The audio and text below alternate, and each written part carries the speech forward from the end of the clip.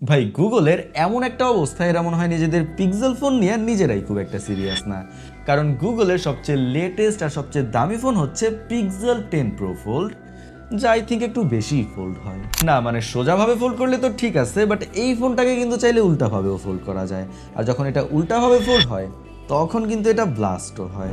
Recently Jerry রিক everything অন্য সব ফোনের মতো এটারও ডিউরেবিলিটি টেস্ট করতেছিল, যেখানে এই ফোনটা খুবই বাজেভাবে ফেল হয়। মানে এই ফোনের অ্যান্টেনা লাইনের যে অংশটা সেটা কিন্তু খুবই দুর্বল, যার ফলে এখান থেকে একটু জোরে প্রেসার দিলে এই ফোনটা ভেঙে যায়।